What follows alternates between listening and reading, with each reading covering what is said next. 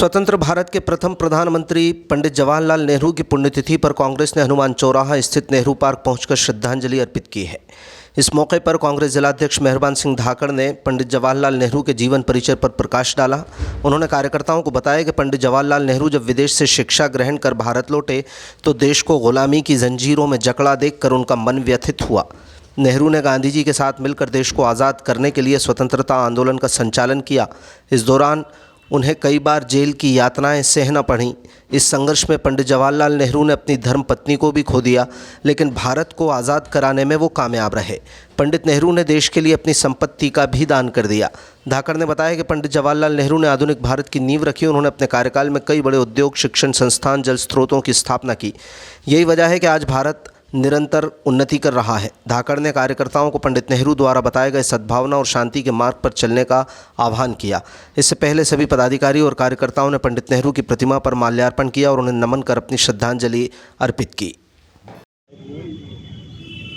पुण्यतिथि के अवसर पर उपस्थित हमारे कांग्रेस के सभी सम्मानीय नेतागण और कार्यकर्तागण, साथियों, हमारे देश के स्वतंत्र भारत के प्रथम प्रधानमंत्री स्वर्गीय पंडित जवाहरलाल नेहरू जी की आज पुण्यतिथि है।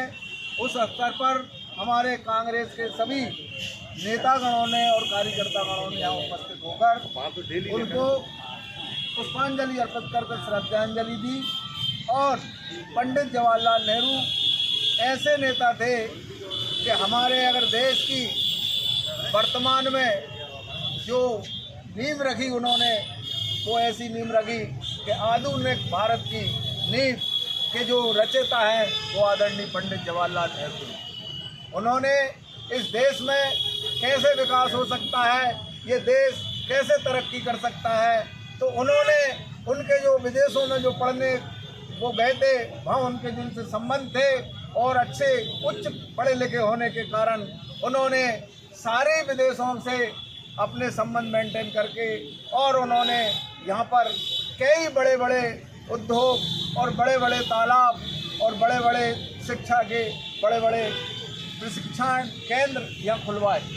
और उसका कारण है कि आज हमारा देश दिन प्रतिदिन तरक्की करता जा रहा है। तो पंडित जवाहरलाल नेहरू ऐसे नेता थे जो बच्चों में भी बहुत लोकप्रिय थे और बच्चों को वो बहुत अधिक पसंद करते थे। तो उससे प्यार से बच्चे भी उनसे चाचा नेहरू के नाम से उनको संबोधित करते थे। तो ऐसे महान नेता इस देश में आदरणीय पंडित जवाहरलाल नेहरू के रूप में हुए कि जिन्होंने विदेशों में शिक्षा ग्रहण करने के बाद जब वो हिंदुस्तान लौटे तो उन्होंने देखा कि भारत हमारा अंग्रेज़ों का गुलाम बन गया है और जहाँ अंग्रेज़ों का हुकूमत चल रही है वो यहाँ भारत से यहाँ की संपदा और यहाँ के लोगों को बहुत दिक्कत दे रहे हैं और यहाँ की संपदा को लूट कर वो अपने देश ले जा रहे हैं। तो उन्होंने उसी समय गांधी जी के साथ मिलकर और देश को स्वतंत्र कराने की उन्होंने ठानी। इतने बड़े व्यक्तित्व के होने के बाद भी उन्होंने कई वर्षों तक जेल की यातनाएं सही और उसी में उनकी धर्मपत्नी का भी अंत हो गया।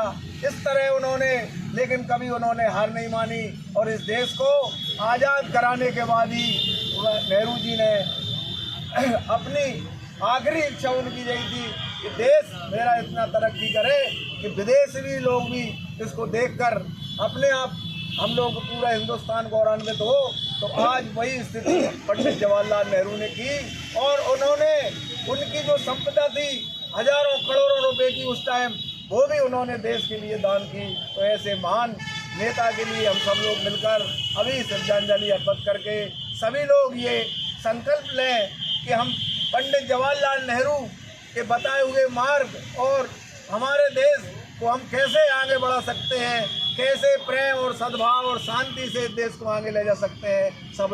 हम लोग सब मिल के काम करें। धन्यवाद। जय हिंद।